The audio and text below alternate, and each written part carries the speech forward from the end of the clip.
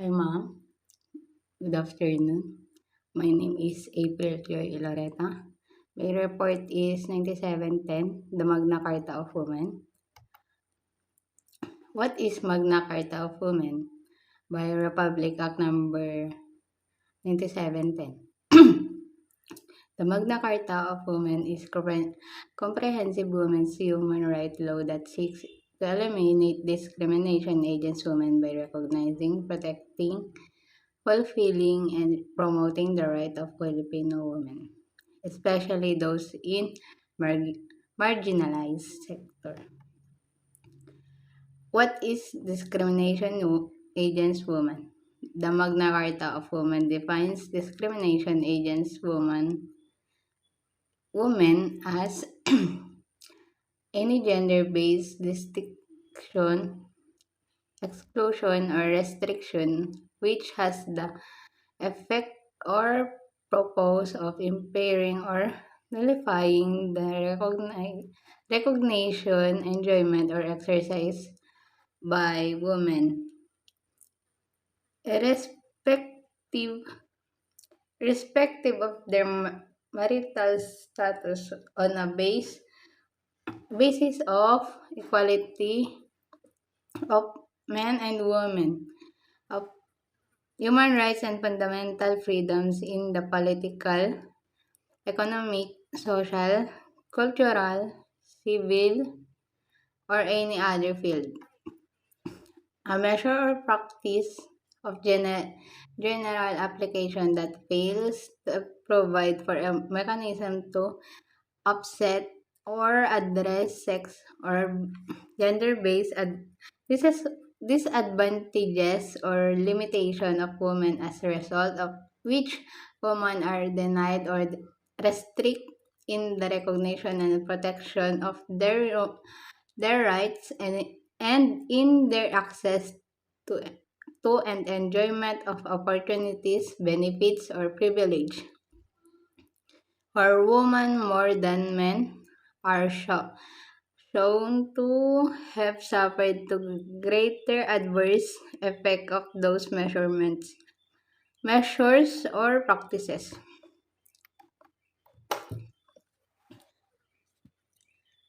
What are the rights of women guaranteed under the Magna Carta of Women? Or all right in the Philippine Constitution and those right recognition under international instrument duly signed and ratified by the Philippines. In the consonance with Philippine laws shall be right of women under the Magna Carta of Women. This right shall be enjoyed without discrimination since the law prohibits discrimination against women, whether done by public and private entities or individuals. The, Mag, the, Magcar, the Magna Carta of Women also spells out every woman's right to protect from all forms of violence, including those committed by the state. This includes the criminal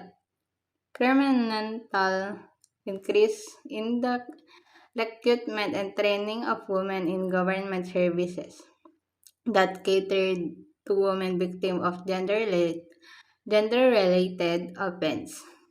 It also ensures mandatory training on human rights and gender sensitivity to all government personnel involved in the protection and defense of women against gender-based violence, and mandates local governments unit to establish violence against women desk in every barangay to address violence against women cases. Equal access and elimination of discrimination against women in education, scholarship, and training. This includes revising educational material and curricula to remove gender stereotypes and images and allowing the expulsion, non-readmission, prohibit enrollment, and other related discrimination against women studies and faculty due to pregnancy outside of marriage. Who will be responsible for implementing the Magna Carta of Women? The state, the state, the private sector, society in general, and all individuals shall contribute to the recognition, respect, and promotion of the rights of human, de- defined and guaranteed in the Magna Carta of Women. The Philippine government shall be the primary duty bearer in implementing the said law.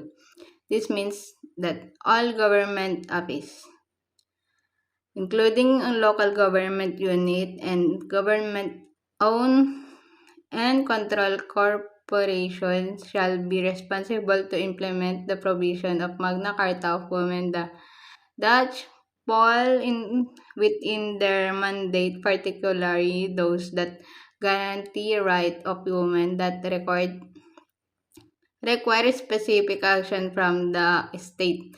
As the primary duty bearer, the government is tasked to. The government shall fulfill these duties through the development and implementation of laws, policy, regulatory instruments, administrative guidelines, and other appropriate measures, including temporary special measures. It shall also establish mechanism to promote the coherent and integrated implementation of the Magna Carta of Women and other related laws and policies to effectively stop discrimination against Filipino women. What are the specific responsibilities of government under the Magna Carta of Women? The Magna Carta of Women mandates all government office, including government-owned and controlled corporation and local government unit, to adopt gender mainstreaming as a strategy for implementing the law, attaining its objective. It also mandates a planning, budgeting, monitoring, and evaluation for gender and development. B.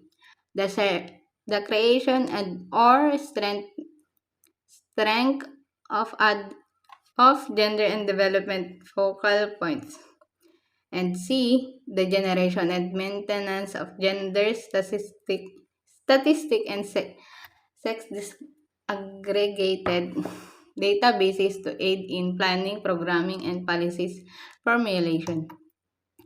How will the implementation of the Magna Carta of Women be founded? The Magna Carta of Women provides that the state agencies should utilize their gender and development budgets for programming and activities to implement its provision. Funds necessary for the implementation of the Magna Carta of Women shall be charged against the current appropriation of the concerned agents and shall be included in their annual budget for the succeeding years.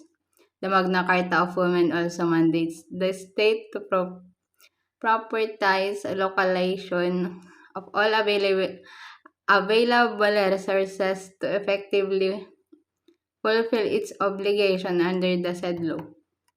When is the effectivity of the Magna Carta of Women? The Magna Carta of Women shall take effect 15 days after its publication in that at least 2 newspapers of general circulation. Who will formulate the implementing rules and regulation? The Philippine Commission of Women, in coordination with the Commission on Human Rights and all concerned departments and agencies, including as observed both House of Congress and with the participation of representatives from non-government organizations and civil society groups shall formulate the implementing rules and regulations of the Magna Carta of Women within 180 days after its effectivity. Rights and empowerment. Human rights of human. All rights in Constitution and those rights recognition under international instrument duly signed and ratified by the Philippines in consonance Philippine show shall be rights of human under Act to end with discrimination.